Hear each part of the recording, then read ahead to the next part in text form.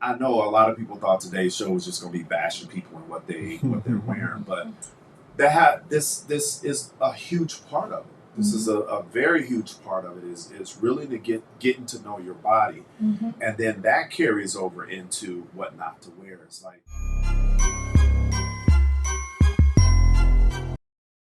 what's up? What's up? We're back in the building with another amazing episode of Shoes Off Talk. How's everybody week going into the weekend? How's it been? Amazing, eventful, as always. Awesome, great, spectacular. Y'all putting a little strawberry whipped cream on that, but we'll go with it. How about yours? In all honesty, man, like I keep saying this, and I really and truly believe it. I don't have bad weeks. I don't have bad days. I have days that don't go as planned, but I'm any days I get to get my eyes open and my feet touch the ground is amazing. Everything else is extra. Everything else is extra. Because none of that was promised to us. So, I know a lot of times we start moving through life and we start taking things for granted, and but sometimes we need to stop and realize that, one, that there are some people that didn't get an opportunity to see the day that God has blessed you to see, and then two, there's some people that even made it to see this day that are really in bad conditions. So we need to not take this thing called life for granted, because at any given time we don't know what our expiration date is, and so I always like to give thanks, and sometimes it's tough. Like, I'm not going to sit here and say that I'm always at the top of my game when it comes to being positive. I try to be, but we are human. Life gets to us. It affects us. Even some of the strongest people that we know, it affects them. And so give yourself that grace. That's what I say. Give yourself that grace, and don't put yourself in too high of expectation where you literally can make yourself physically, mentally, and spiritually sick, overdoing it, trying to pursue perfection or trying to ignore things, just because you want to stay positive. Give yourself that grace. Absolutely. This week's show, we've been kind of tiptoeing around it. We kind of made comments about it, and I feel like now's the time. Summer's coming. It's getting warm, and our clothes are getting smaller. Yes, it is. This conversation is going to get interesting. And not everybody has prepared for summer. Apparently not. Some people have been hibernating, and they think they just want to come out in summertime and be like, voila. Tim, how does one prepare for summer? Why don't you tell us? So, even, I'm not calling anybody animal, but even animals prepare for the different seasons. They do their preparation, whether it be, put food away, get them nice warm places to lay for the winter, and then the summer comes and they might migrate and do certain things and go, get themselves right. We should be no different. You can't go in and out of seasons doing the same things, thinking that you could move around with less clothes on, doing them things. And I'm trying to stay politically correct, but in all honesty, it needs to be said, and I'm not saying it to bash anybody, to embarrass anybody, to body shame anybody. I think all of us have a case of body dysmorphia, meaning that people may view us a certain way, but we are naturally more critical of ourselves than other people are. I know I do. I have, there's certain things that I won't wear that people have said I look good in, but I don't feel good in it. And so it's not it's not a standard that I've set for myself because I feel like physically the way that I look is probably the best that I've looked my whole life because it's been a mixture of take care of myself, getting the proper rest. Because in my younger days it was just go, go, go, go, go, go, go, go, and never really valued and understood how important it is to get your rest and relax, and sometimes not go to the gym, for maybe a day or two at a time. And so I never gave my body a chance to recover. And so what happened is my body started breaking down. And so I had to be smart about it. I started being more conscious of the food I ate. I never really ate bad, but I was, started really doing my own due diligence and research about foods, that my body was rejecting. And so it all boils down to, I know we can't control when it's our time to go. But what we can do is we can make the quality of life for the time that we have here, we can make it enjoyable and comfortable. And so that is really, I know we laugh and we joke about it, but that's really the preface of this show today, is that we really need to be more conscious about how we take care of ourselves. And I was going to say that same thing when you said, we hibernate. Absolutely. There's a big portion of the year where we are not thinking about the foods we're eating. We're going to all these events and we're just shoving our faces with whatever, not knowing the chemicals that are in them. So I say once a year, and it could be summertime if you want, your body to look and feel right when you're in those small clothes. But mostly we need to focus at least once a year to do a cleanse. And I'm talking about cleanse your body, cleanse the kidney, the livers, do a parasite detox. I'm on a parasite detox right now. I've never felt better. I'm like, yes, I feel amazing. That doesn't sound comfortable. We need you to elaborate. A parasite. Is there something else we could call it? That sounds critical. It is what it is. We all have parasites. We all do. Yeah. Well, how do you do a parasite cleanse? So there's the stuff that there's a bunch of different herbs that rid the body of parasites, but there's this actual thing that you can buy that's like a whole thing. Like you take 5 pills in the morning, then you take like this detox drink where you just pour it in your water 30 minutes after the parasite stuff, and then at night you drink a detox tea. So the parasite stuff that you're taking in the morning is killing the parasites, then the tea at night is cleaning it out of your system. And you'll be amazed of the things that come out of you, let me just say.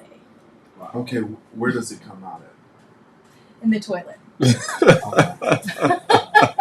So, where can we get the information on these cleanses? Well, I can send you guys the links about what I'm using, but you look up parasite detox, there's tons of information that comes up. Woodworm is a great herb you can put in your drink. There's a bunch of different herbs that you can use if you want to just do it on your own. But they have this one that I'm doing. It's called. So what we're gonna do is, what we're gonna have Floyd do is put links on the YouTube to these detoxes, because it doesn't make sense for us to sit here and talk about things and not give people the information. I'll send you the link of the detox that I'm doing so you guys can add it on. But you'll be amazed, because think about when your liver and kidney, first of all, your liver and kidney is full of toxins. It swells, it's inflamed. So people think they have a beer belly. It's toxins. It's kidney stones, it's liver stones. It's you have stones in there. And I told my mom, because she suffered with stones in the hospital. She was deathly ill. And a lot of people have to have surgery for these things. And kidney stones? Yeah. Kidney stones. Those things are brutal. And brutal so when you have to pass. my mom tells me that, she got rid of all of hers naturally, and she tells me to do this cleanse. And I'm like, Mom, I've never been in pain like that. The doctors have never told me I have stones. I don't think I will, but I'll do the cleanse just to see. And that basically, you drink apple juice, organic apple juice, like with the pulp in it, for 3 days, because those soften the stones. And then on the third night, you mix, and this is the worst part right here. You mix a half a cup of lemon, squeezed lemon, then a half a cup of extra virgin olive oil, natural, like the good stuff, extra virgin olive oil, and you mix it together and you just chug it. It's nasty, but you just chug it. So it's a cup total, but it's a half cup lemon, half cup olive oil. Ooh. And you chug it, but you have to do the 3 days of orange juice first. A quart of, not orange juice, apple juice. You have to do a quart of apple juice for 3 days beforehand, because if you don't, and my mom was so gung-ho, she wanted to try this right away. She didn't do it the first time, and she ended up throwing up a kidney stone. It was like a golf ball size, she said. And she put it in a jar, brought it to the doctor. Sure enough, they said, yeah, that's a kidney stone. But she didn't soften it. So you have to do the apple juice for 3 days to soften those stones. And can you eat anything, or is this just you're just you're eating normal. Oh, okay. You're eating normal, and then the third day you want to eat very light. I only ate fruits and vegetables on the third day. The first 2 days I ate normal. Third day, fruits and vegetables, that was it. I tried this, then I put a castor oil, because castor oil pulls out toxins. You put a castor oil pack over your liver, then a heating pad on top of it. So you drench like a cloth in castor oil, put it over your liver, put a heating pack on top of it, leave it there for a half an hour. I fell asleep with mine on.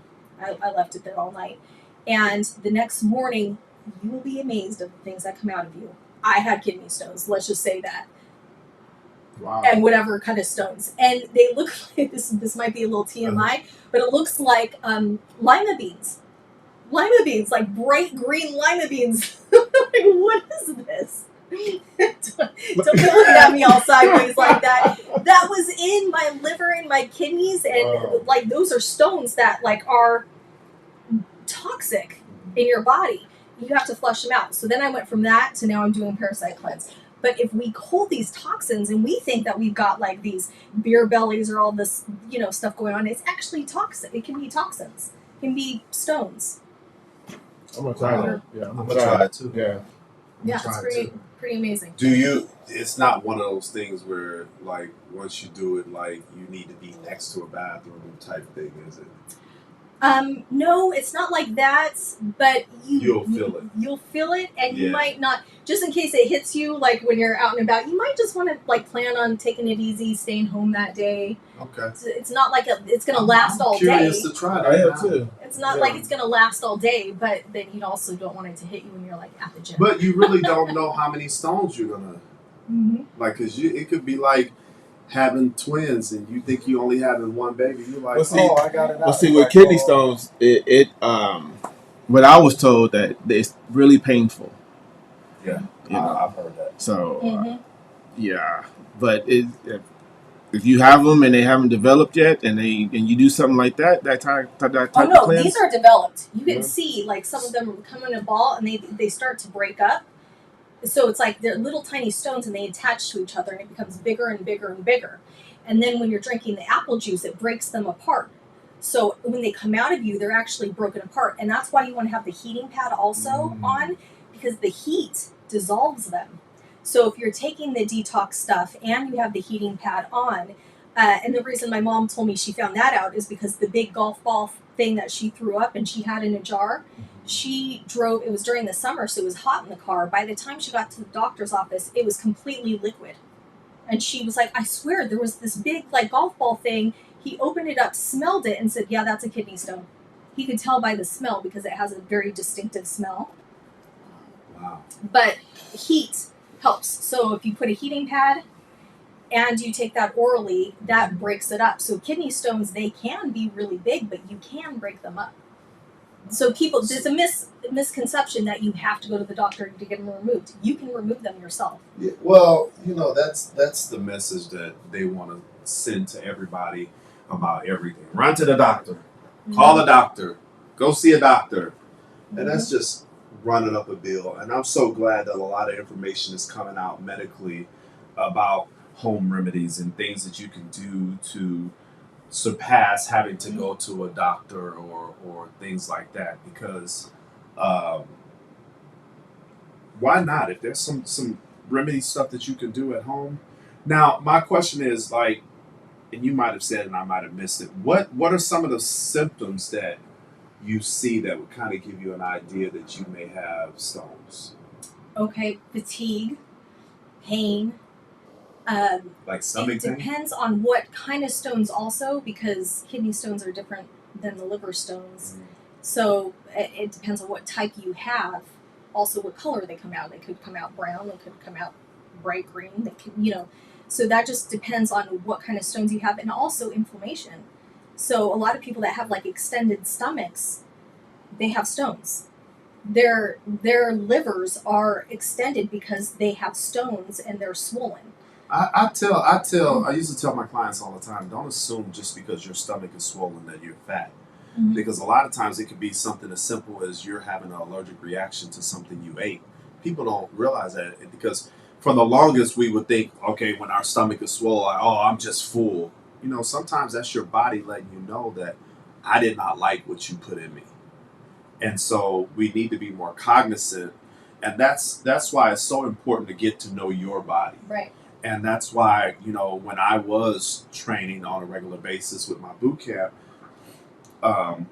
that stuff is not a one size fits all. When you talk about nutrition, when you talk about even working out, you can't train everybody the same way, because Right. everybody's physical makeup is not capable of developing the same way.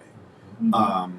And so that's why now, like, I see trainers and I get so frustrated with it, because I'm seeing them train and they have people lifting heavier weights. They have people that obviously can't do specific things, and I could just look at them and tell that they don't have the physical capacity to be doing the things. And so it's frustrating, because they come to us for that guidance and instruction. And so we're that bridge that kind of bridges that gap between them and knowing their body and getting to know their body. Mm-hmm. And so when you're not doing that the right way, is they almost kind of like lose their way. Mm-hmm. And they start doing things that don't really physically Right. apply to them. And so that's why it's so important. Like, when your body, we have an amazing makeup. Our bodies are so, it's a miracle what the things our body can do if we allow it and if we pay attention to it. Mm-hmm. Our bodies will tell us all the warning signs of things that are going wrong. But we, out of laziness, especially with Black people, we are the last ones to go to a doctor. And I think it's how we were raised. We were raised that, if it ain't something that's really killing you, take Mm-hmm. some cough syrup and go to sleep, Right. or go take a nap, or and then too, especially with Black men, and we kind of talked about this when we were talking about mental health. Is like, all of that is, for us, is a sign of weakness. Complain about things that's wrong, and a lot of times we just don't take the time. That's why, all of these different types of cancers that are really prevalent in Black men and minorities in general, they don't sneak up on us. They just, over a period of time, because we've neglected ourselves. Mm-hmm. And also, we have to understand that the food that we eat is getting worse and worse and worse. And so these are not just contributing factors, these are reasons why we have such a huge and vastly decline in health, Mm-hmm. especially in the younger generation. I've never seen so Mm-hmm. many kids with cancer, Yeah. and suffering from It's these Yeah. different It's the bone food, 100% diseases the and all of food. these different things. And I cringe when I see these parents taking their kids to these fast food restaurants and giving them all of this stuff that contributes to it. Mm-hmm. And it's frustrating, because you say that you love yourself, you say that you love your kids, but you're not. What you're doing is not saying that. Like, it's not saying I love my kid, but I don't love him enough not to put poison in him Mm-hmm. or her. And so I know a lot of people thought today's show was just going to be bashing people and what they're wearing, but this is a huge part of it. This is a very huge part of it. Is really to getting to know your body, Mm-hmm. and then that carries over into what not to wear. It's like, you understand that, like, everybody wants to wear any and everything. Mm-hmm. But we have to understand that a lot of times we don't even wear stuff that we think we look good in. We wear stuff hopefully thinking that somebody else will think we look good in it, even though we may not be comfortable in it, or we may not think we look good in it.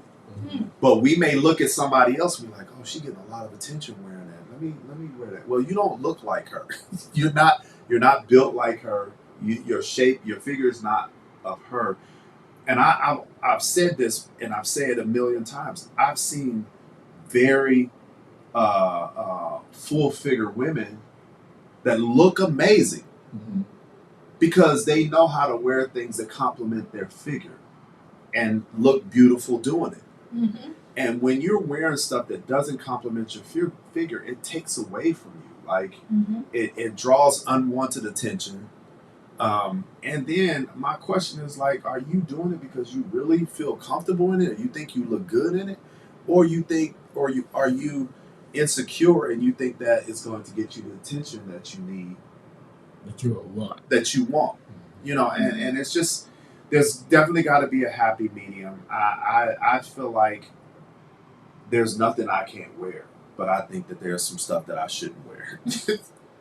And we kind of talked about this last week. It's But like, Tim, that's why you got to try on clothes at the store to see she how bringing you it up because look she know I do. in the outfit before you buy it. Because you look at yourself in the mirror in the dressing room and go, no, this isn't for me.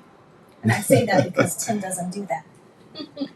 Yes, she's saying that because she understands that I don't like trying on stuff. But that's different than what I'm talking about. Because if I take it home and put it on and it doesn't fit like I thought it would fit, it's going back. I'm not going to put it on because I like it. If I don't feel comfortable in it, then I'm not putting it on. But I hate trying stuff on. That could probably omit a lot of time in my life if I just try it on. I mean, if it's something like a t-shirt that I just need to slip, but if I got to take pants off and shoes off and all of that, I don't want to do all that. So you can do that at home. Yeah, I can do that at home. But it does. I've returned a lot of stuff because I didn't try it on, and so that's the other thing is like it's really just we want to say self-love, and we've hidden a lot of stuff behind self-love, and I think it's gotten to the point to where we've given people excuses. We've given people excuses for not taking care of themselves. And people are running with it. Oh, I ain't gonna go to the gym. I love me for who I am. I love me just the way I am. And if people don't like me for who I am, then so be it. I don't need them, and this and that and this and that. And I get that, but you also feel good in your body though. Like you take care of yourself. It's a difference, and I'm the same way about I could care less if I have any friends at all. Like I really do. Like my goal in this life and in the life that I've lived is not to see how many friends I can get or see how many people like me. My goal is to be the best version of me, treat people like I want to be treated, Right. and live life according to how my life is supposed to go. During that time, if by some chance people see something in me that is attractive to them and they want to be around me or they want to be friends with me, that's cool. But I'm not dressing for you. I'm not doing anything to get your attention. As long as I'm comfortable with it, and believe me, I'm gonna be my own worst critic.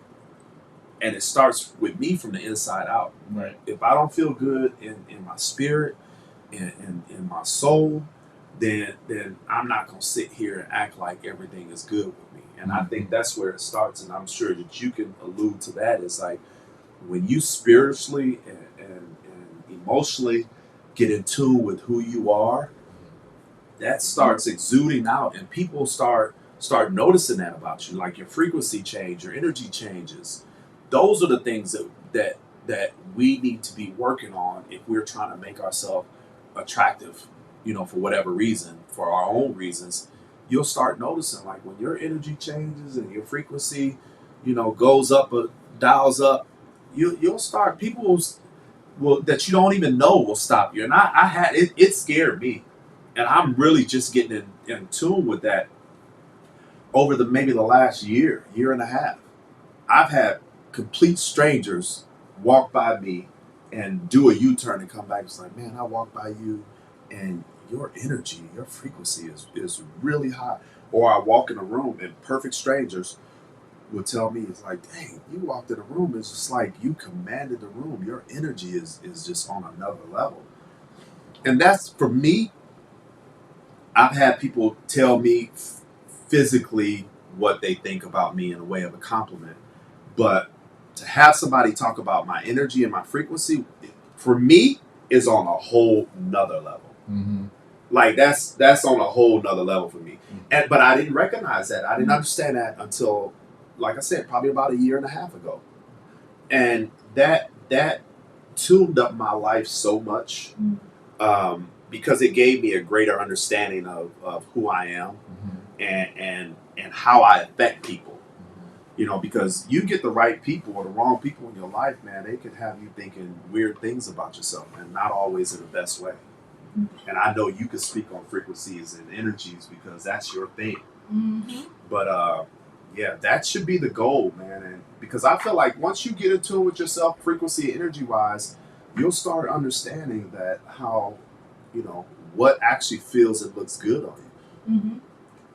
Because I get, for me, and this is my own analogy. It's like gift wrapping. It's like you could put some of the simplest stuff in a box and gift wrap it, and a lot of people will just be amazed at how it's wrapped. and I'm sure you guys have heard it, like, I don't even want to unwrap it. Look how it looks. Right? So nice. That to me is an example of when you have a really high frequency and your energy is right. People will just be amazed at just being around you without even saying anything to you. And that's the biggest compliment is when you can walk in a room and your energy or whatever. Hello. Something happened. Can't hear it. Is the camera everything off? No, the camera's on. Everything is on? I feel like hold on. I feel like something went off. Shit. Is it just Tim or both of us?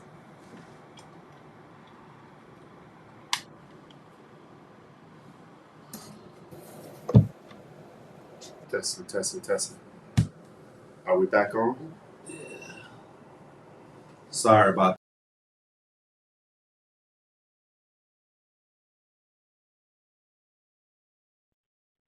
This is something that when you're operating at a high frequency and your energy is super high, it's like people will just be okay with being around you because they want to get that. And you can, like, if you're standing next to someone or same room with someone that their frequency is high and their energy is high, that is contagious. That is contagious, and without you even knowing it. But yeah, that leads me to what not to wear. Like, I feel great about myself. Over this last couple of years, like I've really. You look good. I can tell you've been working out. And I've been getting my 1 and 2 and 3 and 4 on. I see you. Yeah, I was sitting over there. Floyd was just saying it. Quiet. I was just telling him it's been great because I've been more consistent with going to the gym now. Okay. Yeah, it's been good, feeling good. I see it. I noticed. Both of you are looking really good. Thank you for the We're compliment. gonna get you on this parasite detox now. Oh yeah, I'm actually really curious. I actually want to do it. I actually want to do it. Like I'm a guinea pig when it comes to that stuff. Like I don't mind doing it. The one thing that is probably like a misnomer or a misconception of me is because of my size, people think that I really like to eat, and I don't. Like there's days where I have to remind myself to eat. And so for me to give up something or take a break from something, that maybe damaging or take a break to kind of see how my body will react to not consuming whatever that is, I'm okay with that. You know, for me, I like to feel good. I like to wake up and feel good knowing that, you know, I'm taking care of myself and when we talk about these clothing articles though, it's like if you are an extra large guy, don't try to get in no medium shirt. Don't try to get in no medium shirt. Don't do See, that. that can be like Here we go. that could be like a goal of theirs, you know. Yes, the So- goal is to eventually work your way down to a medium shirt. Right. If you're an extra large guy, I'll repeat it. Don't go just grabbing a medium shirt. That's not cute. I just wonder how some of these guys get into the shirt to begin with. It's like, you know, so tight. How did they get it on? It's easy to get on because you can just pull it on. What I'm curious is how you get it off. Bro, have you ever tried to get out of something that's super tight? I get claustrophobic. Like, I just recently started doing my clothes, started on my clothes, right? Okay. And so it's some shirts that I was like, oh, I'm not getting rid of this shirt. I need this shirt. So, but I normally go through them by just trying them on. Okay. You know, just doing it like that. And then when I did it, and then you go over and it's like, and I'm going like this, going to the oars and everything, and I put it down, and then come down like about halfway on my stomach area. So I'm like, oh my God, I'm gonna get in this shirt. I'm gonna get in this shirt. see, that's the mentality. You got yourself a crop top. Right. All you need is put some like rollerblades on and some short shorts there and you start. go. There You you talking go. about getting your Richard Come on, Simmons guys. on. But, you know, I'm really truly saying this out of love, you know, and because we all have those friends. We all have those friends that no matter what we do or what we say, they're going to agree with everything that we do or say. You know, I'm not one of them. I'm not one of them friends. So if you're looking to come to me and have me side with you on some stuff that is outrageously wrong, I'm not going to do that. I'm not going to hurt your feelings. I'm not a jerk about it. I'm just going to tell you, look, bro, you're not ready to be in a medium. So to go along with those tight shirts, what about the skinny jeans that they're wearing? See, they shouldn't even. My opinion on that, they shouldn't even brought those out. You know what I don't understand are skinny jeans, but they sag. How do you combine skinny jeans with saggy that's a whole jeans? nother subject. That sagging like that. That makes me itch every time I think about. I used to say if you're over the age of 18, you should not be sagging. But really and truly, nobody should be sagging their jeans like that. Period. Like, you shouldn't.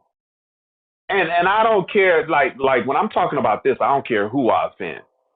I don't care there's nothing attractive about it. It actually speaks badly about you. You're embarrassing not only yourself, your family, and the people that are with you when you walk around like that. It's not cute, and it's not cool. It's not manly. So something I really like that my brother-in-law, I said, and this cured my son of ever wanting to wear saggy jeans, was he looked at him and said, you know where that trend started? Prison. Easy access. Ooh, my son never wore saggy jeans. He's like, nope. Yeah, it was a way of advertising. It was a way of advertising in the prison. And I worked in a prison. I worked in the state prison here, high medium yard, and I'm telling you, like, and that's what kills me is like we're doing these things and we're not even doing our due diligence on why we're doing it. We're just doing it because it's trendy. But when you research it and understand what sagging is and how it originated and what it really means, where it started, you'll stop doing it. And it's that's the thing though, Tim. It's like even though they know, there's a lot of them that knows where it started and all that, but they still do it. Well, it's because it's trendy. It's become socially accepted, Yeah. and if you have enough people doing it, you know, especially if it's people that people admire, because you got a lot of people um in the music industry and in the entertainment industry and in sports that are doing it. So how could you tell? I'm just using this example. Is how could you tell? A high school kid not to sag his pants when he can turn on NBA TV and watch Favorite as ball they do player. their walk Mm-hmm. into the locker room from their cars, and there's guys busting sags. Their favorite ball player Like, doing yeah, it. Mm-hmm. yeah, people that we admire, people that we look up to are doing it. How are you going to change the paradigm and change the conversation with these little kids? And it's the same thing with guys carrying purses. Same thing with guys wearing dresses. I don't care if you are willing to to put your masculinity at risk for a modeling contract or even money to put on a dress. Like, what kind of example are you setting for your young boy that's coming up? Like, and like I said, that's what I love about our show, is because I don't have to agree with the popular conversation. Right. And I really think it's a problem, especially in the black home. Is like back in the 70s and 80s, they put crack cocaine in the community. Yes, They it took is. away manual labor jobs. They took in high school, you used to be able to learn a trade. They took that out of school, and that was the main thing that a lot of black men leaned on: carpentry, plumbing, and all of these roofing, all of these different jobs, because they didn't have the money to go to college. So you could learn a trade in high school. They took that out, put cocaine in the community. Now you have these men that can't get jobs. How are they supposed to support their family? Okay, now you put crack cocaine in the community. I'm going to sell drugs. And I think in every generation and over a period of time, and it's not just, I'm speaking of the black community and the black men, but we've figured out a way to dummy down the man in the house and make him look as less of a leader and as possible. And how we're doing that is we're putting them in dresses, we're putting them in different things, and white people know what they're doing. Black people are a threat to society. And so how do you extinguish that threat? You dummy down the positive effect that they have on the men that's coming after them by putting them in dresses. By putting them in dresses. These are supposed to be our head of the households that's supposed to be carrying the torch, and now they're dressing just like the women of the house are dressing. And I know I'm stepping on some stuff, but I'm speaking the truth. As a black man, I'm speaking the truth. And so that's why now you have a lot of minority black homes that have young kids that are being raised without fathers, without fathers. And it sucks is because we're not giving them, and we talked about this too, a mother trying to raise a boy to be a man. It's not possible. It's not possible. It just like I can't raise a daughter to be a woman. Right. I can tell her what the characteristics based on what my mom was like. I can raise her to dress like a woman and what a woman is supposed to act, but I can't give her those little intricacies and details that a woman would be able to give her daughter. Because I'm not a woman. I tell you how to be a woman. I'm not a woman. And likewise, the women are not men. So you can't tell a boy how to be a man. Yeah, you might have had those positive influences in your life, whether it's your father, whether it was your uncle, whether it was a brother, but that still is not indicative of you being able to tell a boy how to be a man or show a boy how to be a man. So what ends up happening is that boy starts looking at everybody you bring around him and they start thinking that those are the characteristics I need to have to be a man. Mm-hmm. And we all know what the problem is with in this dating pool is women feel like it's okay to bring everybody that they meet around their kids. Mm-hmm. And that within itself is a problem. Mm-hmm. You're not meeting my kid. Like, period. You're not Right. meeting my son. You're not meeting my daughter. If for no other reason to where I don't want to confuse them. Mm-hmm. Because God forbid it doesn't work out. Right. And now you're over a period of 5 to 10 years, your daughter have met 5 to 10 women. Mm-hmm. And so now, as she starts getting older, she thinks that that's how it's supposed to be. Right. And so now you have created this bad habit of what a relationship should look like. And mind you, nobody knows what a perfect relationship is like. But the point of the conversation is like we need to be more protective of our kids.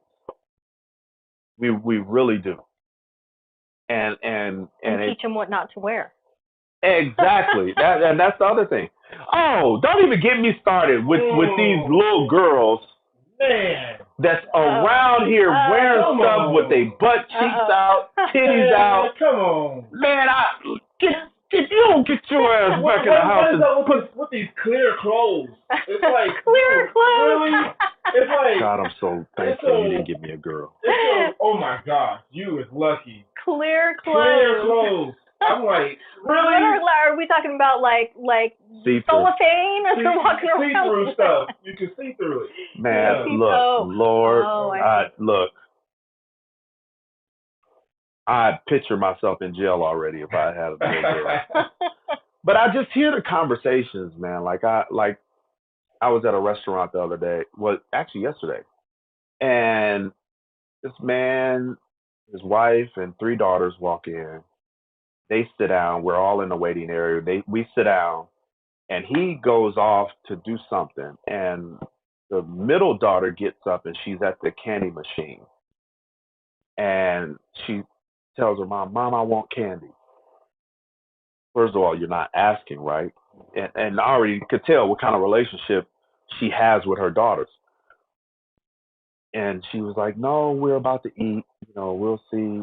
And she got a little belligerent and was like, I want candy now. And gave her this dirty look. And she was like, look, you don't talk to me like that. You need to be nicer.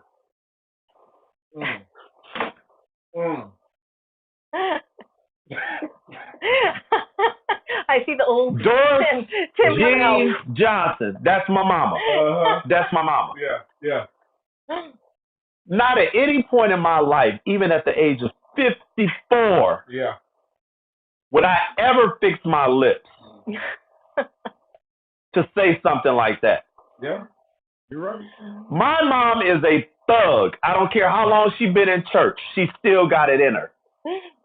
There's no way I'm talking about, but you really kind of put it in perspective. You're like, okay, she's white. Like, come on, Jamie, don't do that. She's white. Be nice to me. Don't talk to me like that. What? I looked at her. She looked over me. In my head, I was like, you don't sit your ass down. And a friend of mine walked in, and I told her, I was like, why is it so important for parents nowadays to be best friends with their kids? Tim, I thought this was a conversation about what not to wear. It is. I've digressed. But I want to hear your list. Let's get back on. I want your list. What not to wear. If you're a full figure woman, make sure that your clothes that you wear accentuate the better parts of your body. And I'm gonna do men, I'm gonna do women, but I'm also gonna use men as an example. Guys, if you have a gut, do a cleanse. No, sorry. Go ahead. Do a cleanse. Do a cleanse. I won't even have to have the rest of the conversation with you if you do the cleanse. But if you have a gut, don't wear like a tight shirt that accentuates your gut. Or if you have love handles, like I've got small love handles, I'm not wearing those super tight shirts because I don't want to accentuate and make those stand out. I want to, for me, what I think are my positives when it comes to my shape is my chest, my shoulders, and my arms. Okay. So I'm gonna wear clothes that accentuate those parts of my body. I have a flat stomach.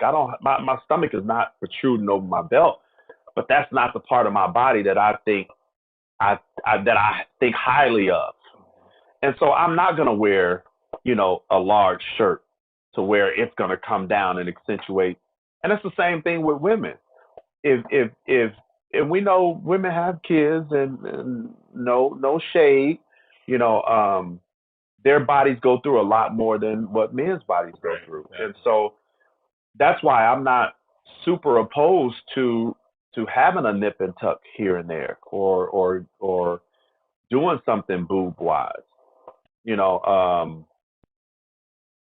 I know it's not healthy. I'm not saying I agree with it, but I can understand it.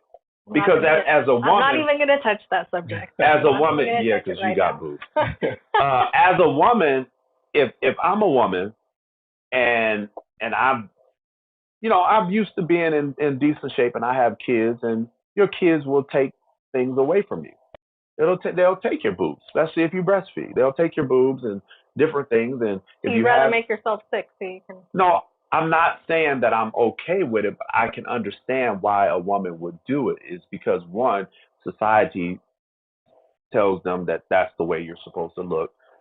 Two, as a woman, you want to be womanly, and so having breasts is womanly. And so I could see it. Would I be okay if somebody that I was in a relationship with, they tell me, hey, I want to do it? No, but I can't tell you what to do with your body. But I'm like, one, I'm hoping you're not doing it for me. Two, I want you to understand the risk of what you're doing. Because I know a lot of women who actually had theirs taken out because they were so sick. It caused all kinds of problems. Oh, yeah. So I've got horror stories of friends that had to have them taken out. But once again, I can understand it because that's a feature that a lot of women will consider saying that makes them a complete woman, which for another woman that probably doesn't make sense. But I get it. I get it. I don't know of any feature that a man has that if in life it went away, or well, I guess it is. Mm-hmm. Yeah. But they make the blue pill, or I don't know. But you ain't gonna go get no implant. I mean, I know it's out there and it can be done, but we've digressed again. We have, but even with the lack in certain areas, say with women and boobs, they losing their boobs. There's things that you can wear that don't accentuate your boobs. Like if you have bigger boobs, you wear stuff that accentuates make them push up a little bit more, make them. But you know what? They got these cute shirts. I can't wear. Like I've bought or I've gotten hand-me-downs from my sister where it's like these dresses that like you can't wear a bra, but like I see these girls with tiny boobs and you can see their cleavage. It looks good. I try putting that on. Boobs are way too big. That doesn't. Good on me. And that's. I can't rock that. That's another example of what not to wear. Don't put your big boobs in a small boob dress. Does not look cute. That don't look good. You're leaking all over the place. Titties coming out the side, all out the top, leaking out the bottom. Mm-hmm. That's an example of what not to wear. Mm-hmm. You have to understand your body and so all of it. You do have small boobs. There's outfits that make them look really good. Yeah. You have big boobs. There's outfits that make them not look so good. It's too much. And even exercise-wise, if you have smaller boobs, there's exercise you can do that will make them a little bigger and fuller by putting muscle behind it. From us moms that they sag a little bit more because we had babies sucking on them for years. you can work them out to lift them up a little bit. You Yeah. know? So There's definitely things that you could do without putting yourself at health risk. right. But in all this conversation we're having is really being comfortable with who you are and understanding your body and and what looks good, and just not so much what looks good to everybody else, but what feels good to you. And like we said, once you start working on that inner person, your spirit and your energy and your frequency, all the other stuff, it kind of falls into place. Kind of falls into place. Okay, so I'm going to give you mine. What not to wear, and I only have one, and this is like, I'm always, unlike Tim, I'm like, wear what you want, wear what makes you feel comfortable, you rock it. Half the time I'm in yoga clothes or sweats, that's it. But so she also knows how she looks in that, so she's not a good example. She ain't a good example. So I can't really talk. I'm like, you're comfortable, be comfortable. But I got, from my sister, of course, hand-me-downs from yoga pants, right? And I'm like, oh, grab them out of the box. I'm going to wear these today.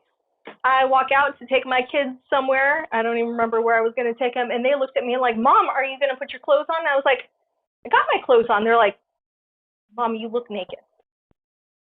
I didn't even think about it. Like, the outfit that I put on was skin toned, and it literally looked like I was naked. Like, and I was like, oh, you're right. And then it's funny because then after that, then it shows, like, on my phone, must have heard me because the phone listens, pops up Walmart people with a woman wearing the same pants. I pretty much. Oh, I remember seeing that. With the tan pants, and she's wearing a shirt, and shape. it looked like she didn't have any pants on. You had to, like, zoom in. It's like, wait a second, she is wearing pants. They're just. Is that the one where the woman looks like the penguin, like she has a small? Yeah, I saw that. And I was like, oh my God, thank God my kids told me, because I didn't even think about it. I just throw on these pants and I'm about to leave. What not to wear? And I was like, these pants have to go. They can't match my skin tone. Like, seriously, I look naked. I had to change. Anyway, we all have to do a self-evaluation at certain points in our life and become closer to who we are. And a lot of times it's on the heels of either tragedy or something dramatic happened, whether it be a relationship that ended, whether it be a loss of a loved one, whether it be loss of a job, and just life in general. And sometimes we need to take that time out and really kind of get back in tune with ourselves and remember who we are, both physically, spiritually, emotionally, mentally, and all of that. And that's why, you hear people say all the time, it's like, between a breakup and the next person, that should be that period of time where you've taken the time out and kind of like evaluated your life and the direction that the rest of your life is going to go. And that's part of it, is taking care of your health, taking care of yourself. And when you put all of that stuff into place, man, your life becomes so much more organized. You start being more cognizant of the stuff you wear, how you live your life, the people that you have in your life. And it's just, we all need to do those self-evaluations periodically in our life. And it really shouldn't take something tragic to happen in your life before you start doing that. It should be like an alarm clock in your head that tells you, okay, I got to get my life together. Especially when it starts derailing, and because you kind of get, with everything that I mentioned, you kind of get like a little heads up. Like, there's warning signs that tells you, okay, things ain't going in the right direction. What do I need to do with me? Because I said this in a post the other day. Is like, everything that happened in our life, good or bad, was a choice of ours, whether good or bad. We had to say so in the outcome of that. Regardless of what it is, there was a choice that was made. And the problem is that we have stopped being accountable for the choices we make. And so